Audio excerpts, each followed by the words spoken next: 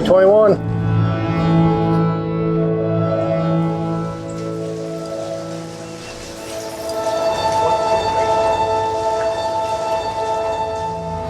One, two, three, go.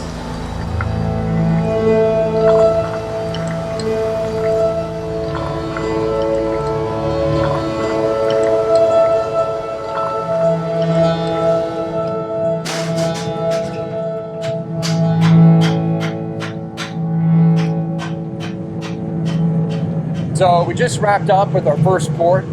We poured the beginning of the project. We had done a leg, we had done the tail, and I'm pretty sure it was the right shoulder.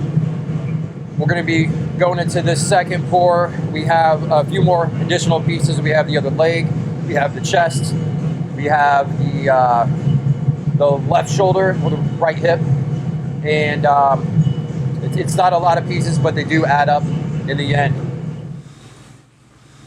What we have here is a product called Biofoam, and this is for making detailed impressions. And what we've done is we've taken one of John Pilley's boots and we've made an impression into this product. That takes us a little while to do. We then mix a product called FGR 95. We pour that into this impression and we leave it overnight.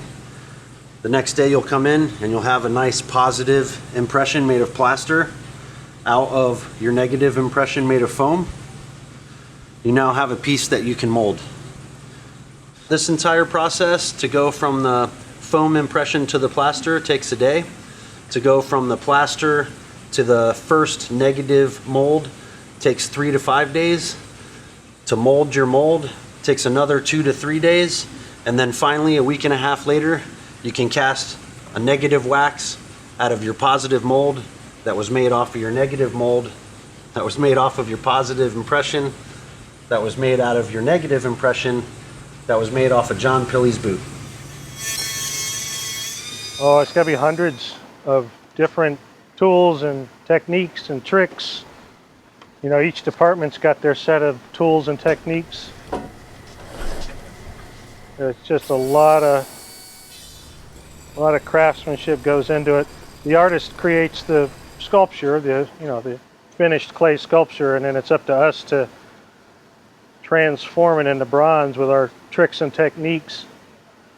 So when they get it back, it looks like we just snapped our fingers and made a bronze statue, as opposed to cutting it up in a bunch of pieces, doing all kinds of things to it behind the scenes to run it through the process.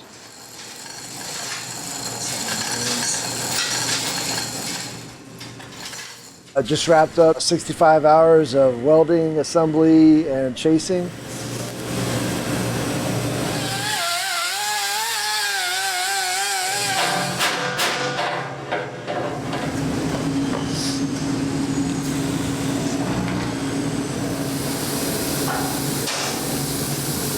One of the hardest parts about this piece is the form of the dog and the way the panels are separated. And in wax, there was only one way to separate them in order to get it cast properly. In order to build a shell around it, you have to cut the panels off in a certain way.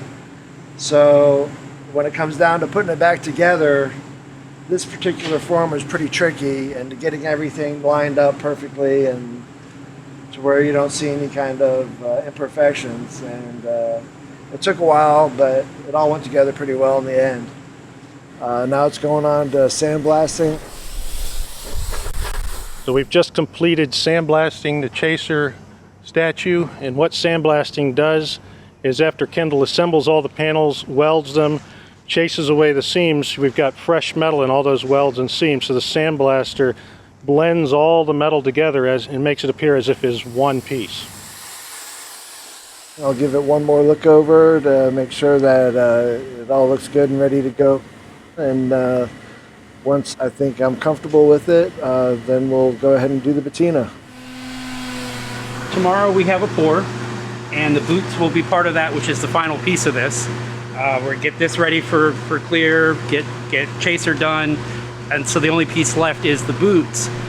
Well, we're going to be pouring, chipping, rough chasing the metal, finishing the metal, and patining the boots all in the same day, which is usually a 4-day process for us. We usually pour one day, chip the next, plasma cut the next, do the rough metal work, and then do patina. And so 4-day turnaround is like the fastest, not including all the back time it takes with the mold making and the time in the slurry room. So this is kind of a real, like a landmark for us, getting it all done in one day. But that's the timeline. What we're doing right now is we're going to heat up the Chaser sculpture. There's a chemical called potash that we're going to mix with distilled water and create a solution that when the bronze is warm, we'll spray it on the sculpture and it'll react and it'll turn the sculpture dark, and that'll be the base for the patina.